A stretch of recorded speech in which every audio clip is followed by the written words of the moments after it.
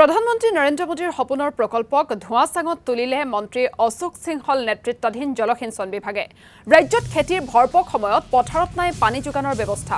জিলাই জিলাই পৰিত্যক্ত হৈ আছে জলসিঞ্চন আঁচনিসমূহ। কৰবাত যদি নিৰ্মাণত বিসংগতি, আন কৰবাত বিকল হৈ আছে যন্ত্ৰপাতি।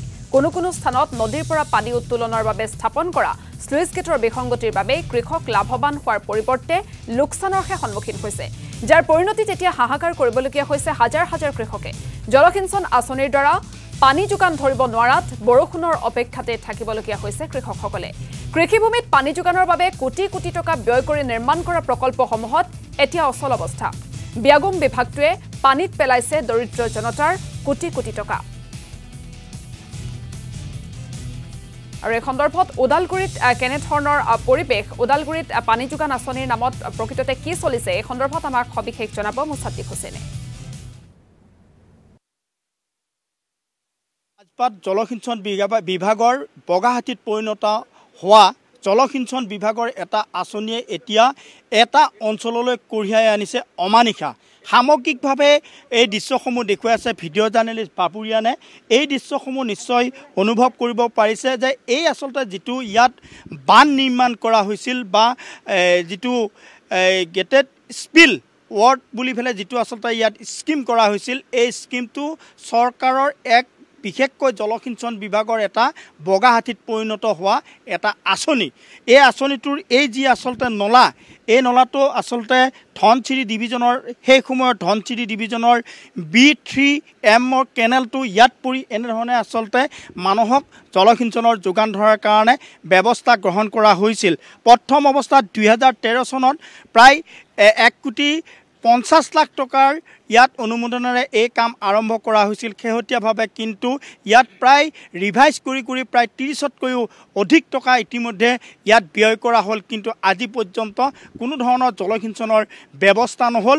ফলত ইয়াৰ পিছত থকা গাঁওসমূহ বিশেষকৈ ভৈৰাগুৰিকে ধৰি কেইবাখনো গাঁৱৰ মানুহৰ ধন সম্পত্তি এতিয়া নদীৰ গৰাখহনীয়াত যাবলৈ ধৰিছে। এই দৃশ্যসমূহ দেখুওৱাৰ পিছত আচলতে আমি সামগ্ৰিকভাৱে ইয়াৰ গঞাসকল আছে, আমি তেখেতসকলৰ পৰা আমি জানিম ইয়াত আচলতে কোটি কোটি টকা খৰচ কৰা হ'ল। ইয়াৰ ৰাইজে কোনো ধৰণৰ পানীৰ ব্যৱস্থা নহ'ল বা জলসিঞ্চনৰ ইয়াত ব্যৱস্থা কোনো ধৰণৰ কৰিব নোৱাৰিলে। মোৰ লগত আছে এইসকল লোক, এখেতসকলৰ পৰা মই জানিম। দাদা, ইয়াততো আপোনালোকে বহু বছৰ ধৰি ইয়াত বাস কৰি আছে বা ইয়াত এনেধৰণে আছে, এই আঁচনিটো হোৱাৰ বিনিময়ত আপোনালোকৰ কি হৈছে? এতিয়া আমি দেখিছোঁ যে গৰাখহনীয়া হৈছে। এই যিটো এটা কেনেল বনাইছে, এই কেনেলটোত পানী পায়নে আপোনালোকে? পানীটো নাপায় আমি এইটো কেনেলত, হয়নে? পানী থাকোঁতে এতিয়াতো পানী নাপাওঁ।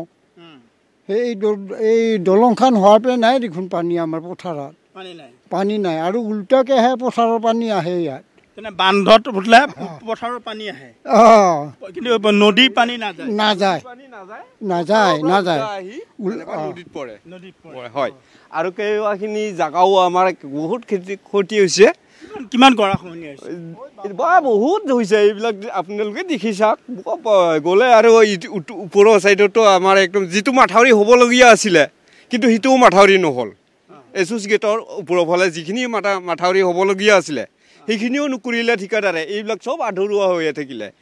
আৰু যিটো নেকি পাৰৰ এটা কিবা হেৰি দিবলৈ কি ক'ব এইটো, এই নিচিনাকৈ ৱাল এখন দিয়া কথা আছিলে, সেই ৱালবিলাকো নহ'ল। এতিয়া ইয়াত আচলতে বগাহাতীত পৰিণত হৈছে। হয়, বগাহাতীত পৰিণত হৈছে। আৰু লোক আছে, আমি সেইসকলৰ পৰা জানিম। দাদা আছে, আপুনিও আছে, কি ক'ব এই গৰাখহনীয়া এই ধৰণে এই গ'লে কিবা ক'ব নেকি আপুনি? আচলতে যথেষ্ট আছে। এই সামগ্ৰিকভাৱে আমি এই দৃশ্যসমূহ দেখুৱাই আছোঁ। দাদা আছে, মই দাদাৰ পৰাও জানিম। হয়, মুছাদ্দিক হুছেইন, আপোনাক এই মুহূৰ্তত ধন্যবাদ জ্ঞাপন কৰিছোঁ আপুনি কৃষকসকলৰ দুখ দুৰ্দশা জনোৱাৰ বাবে।